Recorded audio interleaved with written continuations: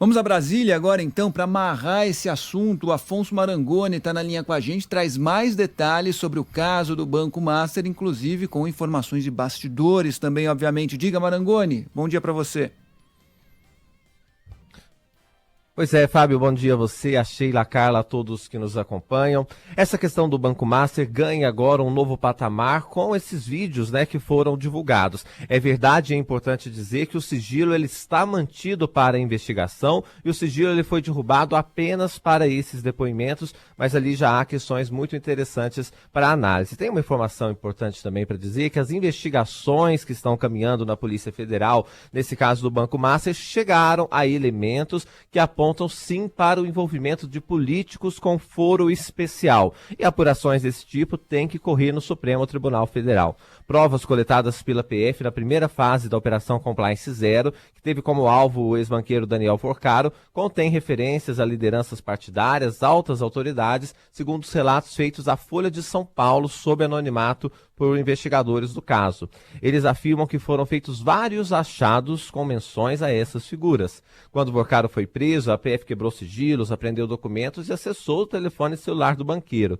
Em depoimento agora no fim de dezembro, que a gente teve acesso em vídeo, Forcaro minimizou suas conexões com as autoridades. Agora, segundo os investigadores, essas apurações envolvendo os políticos poderão ser desmembradas do caso original, mesmo que o inquérito sobre o negócio BRB Master seja remetido à Justiça de primeiro grau, como a gente tem visto que é uma tendência, pode-se abrir uma outra investigação para ela continuar sobre o guarda-chuva do Tribunal Federal e para que, no caso, analise especificamente essa questão das conexões com o mundo político. Vocês faziam referência também à nota do ministro Dias Toffoli. Foram 11 pontos elencados pelo gabinete do ministro para esclarecer o que ele diz de principais andamentos do caso no Supremo. Eu vou trazer alguns rápidos destaques aqui. O primeiro ponto é que o Toffoli ressalta que foi escolhido por sorteio para ser o relator do caso do Master e que ele não escolheu, não puxou para si da cabeça dele, mas sim que ele foi sorteado pelo sistema do Supremo. Um segundo ponto é que ele falou que o sigilo ele também não decretou por decisão única dele, mas ele manteve o sigilo que já vinha da outra instância a fim de evitar vazamentos que pudessem prejudicar as investigações.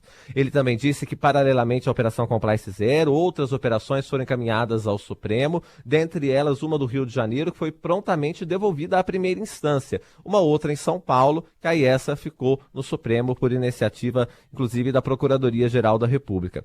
Ele diz também, o ministro Dias Toffoli, que em todos os âmbitos as investigações continuam a ser realizadas normalmente, de forma regular, sem prejuízo da apuração dos fatos, mantidos os sigilos necessários em razão das diligências ainda em andamento. Aí que ele traz, no 11º ponto, esse caso mais revelador, que a gente chama de o mais importante jornalisticamente também, que é lá, encerradas as investigações, será possível examinar os casos para eventual remessa às instâncias ordinárias, sem a possibilidade de que se apontem nulidades em razão de não observância de foro por prerrogativa de função ou de violação da ampla defesa e do devido processo legal. É Toffoli admitindo que daqui a pouco, numa fase processual um pouco mais à frente, ele pode sim decidir por retornar com esse caso à primeira instância.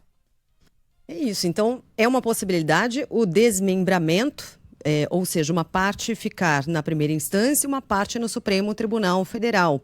Dias Toffoli em nenhum momento se declarou suspeito para seguir adiante à frente desse processo no Supremo Tribunal Federal, mas insistia em manter no Supremo Tribunal Federal e não enviar para a primeira instância. Isso porque Dias Toffoli já sabia, já tinha informações dessas investigações, apurações da Polícia Federal que apontam sim para envolvimento com políticos com foro privilegiado, porque aí é o caso de ficar no Supremo mesmo, não é, Marangoni?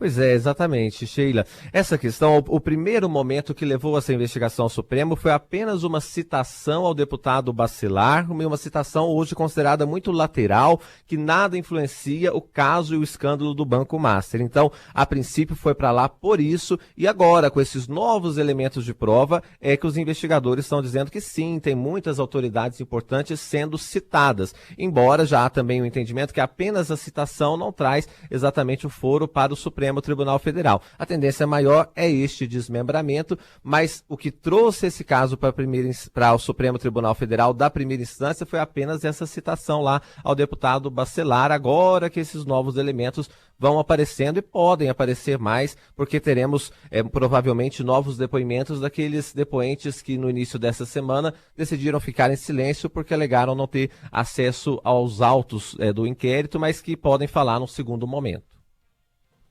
Tá bom. Ô Marangoni, a gente falou aqui de problemas também dos investidores, né, do Master em receber o dinheiro pelo Fundo Garantidor de Crédito. Se você tiver qualquer novidade por aí, o pessoal não para de escrever pra gente pedindo atualizações, então canal aberto para você sobre esse assunto. Vamos virar a página e passar para a página política de Brasília, porque, como se esperava, o governador de São Paulo, Tarcísio de Freitas, declara apoio à candidatura de Flávio Bolsonaro à presidência e reforça que vai tentar a reeleição em São Paulo. Essas declarações foram dadas por Tarcísio de Freitas ao se reunir com Jair Bolsonaro na Papudinha. Você acompanhou, né, a saída desse encontro, acompanhou os bastidores também. O que é que você conta pra gente, Afonso Marangoni? É verdade, Carla, eu estava lá.